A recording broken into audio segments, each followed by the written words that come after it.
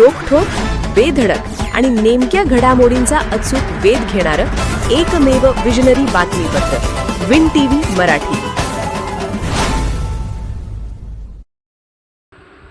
वारणा परिसरात शक्तीपीठ महामार्गाला शेतकऱ्यांचा प्रखर विरोध। बहिरेवाडीत शेतकऱ्यांची सभा। प्रस्तावित शक्तीपीठ महामार्गामुळे वारणा परिसरातील शेतकरी वर्ग हवालदिल झाला असून हा महामार्ग रद्द करण्यासाठी कडाडून विरोध करण्याच्या पावित्र्यात शेतकरी उतरले आहेत। बहिरेवाडी येथे झालेल्या शेतकऱ्यांच्या बैठकीत या महामार्गाविरोधात तीव्र आंदोलन छेडण्याचा इशारा शेतकरी नेते दीपक जाधव यांनी दिला। बहिरेवाडी येथील भैरवनाथ मंदिरात पार पडलेल्या या बैठकीत शेतकऱ्यांनी आपल्या भावना व्यक्त करताना पिढ्यानपिढ्या जतन केलेली सुपीक शेती या महामार्गामुळे जाणार असल्याने तीव्र नाराजी व्यक्त केली। पारगाव, बहिरेवाडी, जाखले आदी गावातील शेतकरी मोठ्या संख्येने एकत्र येऊन या प्रकल्पाला एकमुखी विरोध दर्शवत आहेत। प्रस्तावित महामार्ग 10 ते 15 फूट उंचीवरून जाणार असल्याने स्थानिकांना त्याचा कोणताही थेट फायदा होणार नसल्याचे शेतकऱ्यांचे मत आहे। उलट रस्त्यासाठी टाकण्यात येणाऱ्या भरावामुळे वारणा नदीला पूरस्थितीचा धोका वाढू शकतो अशी भीतीही व्यक्त करण्यात आली। दरम्यान नागपूर-रत्नागिरी समांतर महामार्गाचे काम सध्या वेगाने सुरू असताना नव्या शक्तीपीठ महामार्गाची गरज काय आणि तो कोणाच्या फायद्यासाठी राबवला जात आहे याबाबत परिसरात चर्चांना उधाण आले आहे। या पार्श्वभूमीवर सर्वांनी एकजुटीने या प्रकल्पाला विरोध करण्याचे आवाहन बैठकीत करण्यात आले।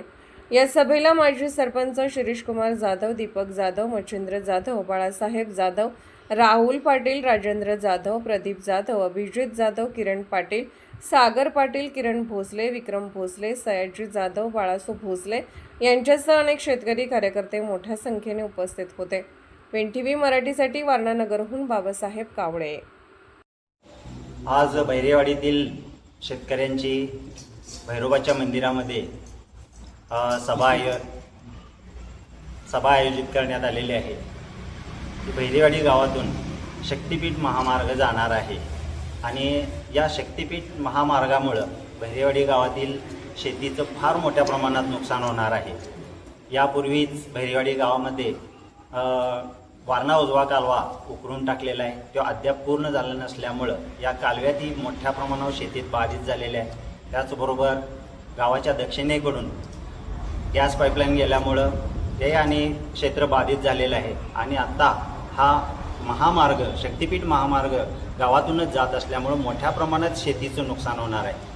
त्याचबरोबर शेतकऱ्यांची चांगली सुपीक जमीन यामध्ये खराब होणार आहे।